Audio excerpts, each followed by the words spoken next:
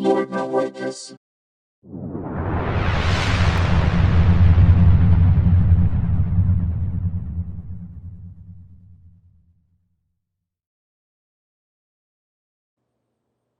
The Deer at Providencia by Annie Dillard. Originally published in Teaching a Stone to Talk, Expeditions and Encounters by Annie Dillard, published in 1982. Read by Alan Loibner-Waitkus from revised 2016 edition, published in The Abundance, Narrative Essays, Old and New, by Annie Dillard. There were 4 of us North Americans in the jungle, in the Ecuadorian jungle on the banks of the Napo River and the Amazon watershed. The other 3 were big city men. We stayed in tents in one river village and visited others. At the village called Providencia, we saw a sight that moved us all, but shocked the men. The first thing we saw when we climbed the riverbank to the village of Providencia was the deer. It was roped to a tree on the grass clearing near the thatched shelter where we would eat. The deer was small, about the size of a white-tailed fawn and apparently full grown. It had a rope around its neck and 3 feet caught in the rope. Someone said that the dogs had caught it in the morning and the villagers were going to cook and eat it that night. The clearing lay at the edge of the little thatched hut village. We could see the villagers going on about their business, scattering feed corn for the hens near their homes, and wandering down paths to the river to bathe. The village headman was our host. He stood beside us as we watched the deer struggle. Several village boys were interested in the deer. They formed part of the circle we made around it in the clearing. So also did the 4 men from Quito who were guiding us around the jungle. Pepe was the real guide. Few of the very different people standing in this circle had a common language. We watched the deer, and no one said much. The deer lay on its side at the rope's very end, so the rope lacked slack to let it rest its head in the dust. It was pretty, delicate of bone, like all deer, and thin-skinned for the tropics. Its skin color looked virtually hairless, in fact, and almost translucent, like a membrane. Its neck was no thicker than my wrist. It had been rubbed open on the rope and gashed. Trying to get itself free of the rope, the deer had cut its own neck with its hooves. The raw underside of its neck showed red stripes and some bruises bleeding inside the skin. Now 3 of its feet were hooked in the rope under its jaw.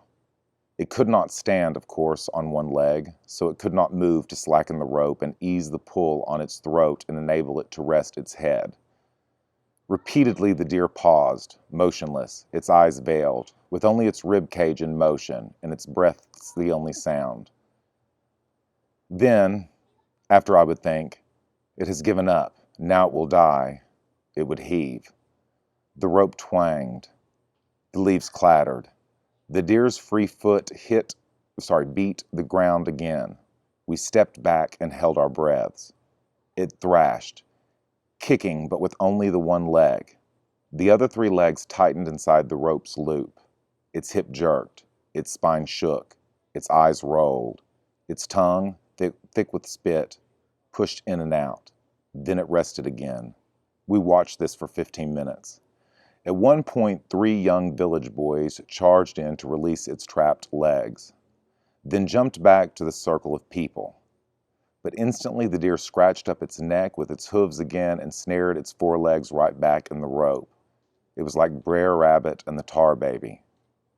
We watched the deer from the circle, and then we drifted on to lunch. Our palm-roofed shelter stood on a grassy promontory from which we could see the deer tied to the tree, pigs and hens walking under village houses, and black and white cattle standing in the river.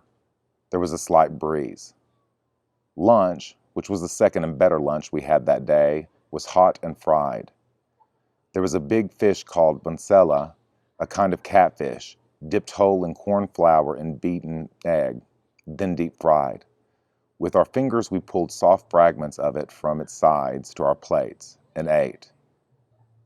It was delicate fish flesh, fresh and mild. Someone found the roe, and I ate that too.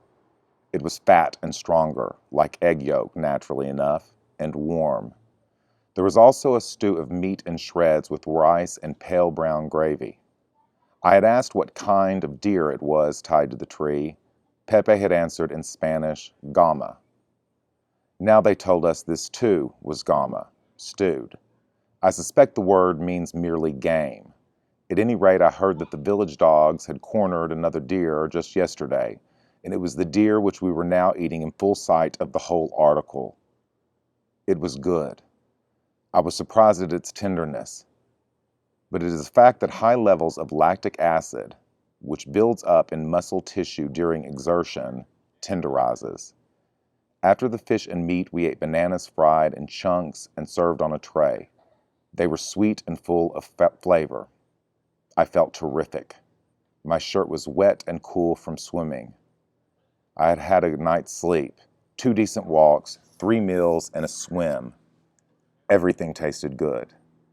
From time to time, one or another of us would look beyond our shaded roof to the sunny spot where the deer was still convulsing in the dust.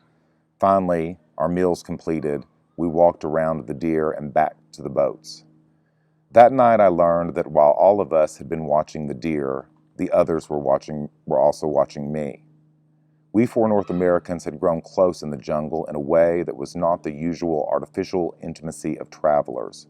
We liked one another.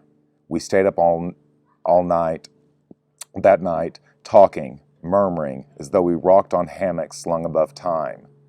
The others, from big cities, New York, Washington, Boston, remarked now on the lack of expression on my face earlier, as I watched the deer, or the lack, at any rate, of any expression they expected.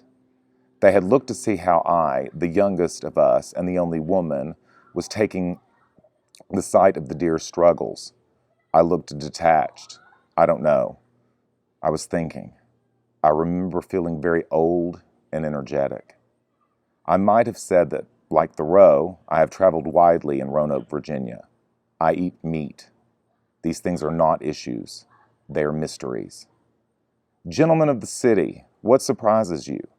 That there is suffering here, or that I know it? We lay in the tent and talked. If it had been my wife, one man said with special vigor, amazed, she wouldn't have cared what was going on. She would have dropped everything right at that moment and gone in the village from here to there. She would not have stopped until that animal was out of its suffering one way or another. She couldn't bear to see a creature in agony like that. I nodded. Now I am home. When I wake, I comb my hair before the mirror above my dresser. Every morning for the past 2 years, I see in that mirror, beside my sleep-softened face, the blackened face of a burnt man. It is a wire service photo clipped from a newspaper and taped to my mirror. The caption reads, Alan McDonald in Miami hospital bed. All you can see in the photograph is a smudged triangle of a face from his eyelids to his lower lip. The rest is bandages.